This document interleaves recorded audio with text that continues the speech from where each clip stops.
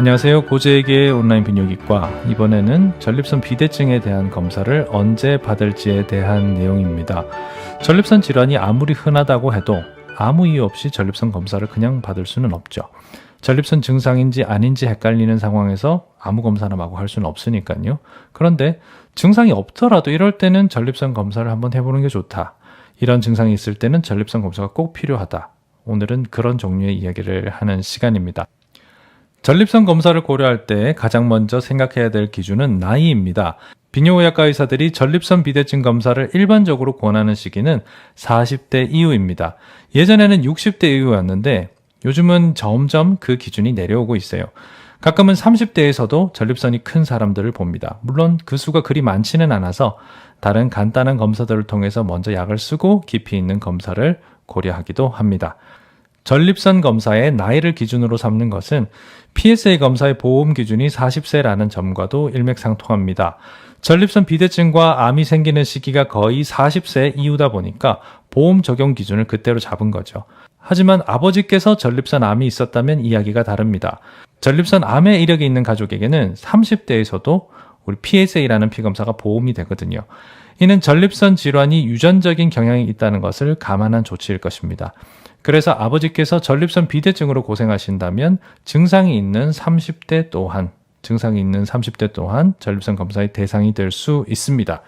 아무 증상이 없는 40대의 남자라면 1년에 한 번 PSA 검사로 전립선 암에 대한 확인만 해도 충분해 보입니다. 하지만 소변과 관련된 여러 증상들이 있다면 적극적이고 복합적인 검사를 해야 합니다. 전립선 질환이 의심되는 대표적인 증상은 7가지가 있어요. 가장 먼저 신경 써야 할 증상은 잔뇨감입니다. 오줌을 누고 나서도 덜 누운 것 같은 찝찝함이 바로 잔뇨감입니다. 방광 속에 소변이 남아있을 때도 그럴 수 있고요. 전립선이 방광을 자극할 때도 그럴 수 있어요. 두 번째로는 빈뇨입니다. 소변을 자주 보는 게 빈뇨인데 방광이 예민해지면 이런 증상이 생길 수 있습니다. 의사들은 하루에 8번 이상 소변을 볼 때 빈뇨라고 판단하니까 소변을 9번, 10번 이상 본다면 비뇨의학과를 가는 게 좋다 생각하시면 되고요.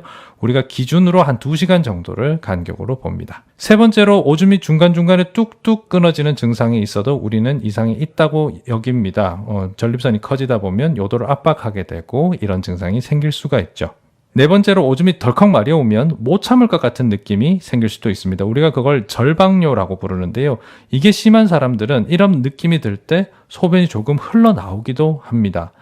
방광에 균이 있거나 방광이 많이 두꺼워지거나 커진 전립선이 방광을 자극할 때 이런 증상이 생길 수 있습니다. 다섯 번째로 오줌 줄기가 가늘어지는 것도 대표적인 증상입니다. 전립선 암이나 전립선 비대증이 생기면 전립선이 붓거나 커지거든요. 그럼 가운데 있는 요도가 압박되게 되고 여길 지나가는 소변 줄기는 당연히 가늘어지게 됩니다. 여섯 번째로 소변을 누울 때 배에 힘이 들어가는지를 확인하면 좋습니다. 전립선이 커지면 방광의 힘만으로는 소변을 밖으로 밀어내지 못하기 때문에 배에 힘을 주는 경우가 많아집니다. 이런 증상이 있을 때도 전립선에 대한 검사를 받아보는 게 좋죠.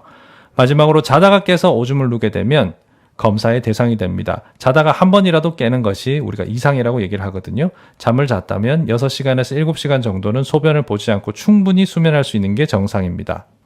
자, 정리하면 이렇습니다.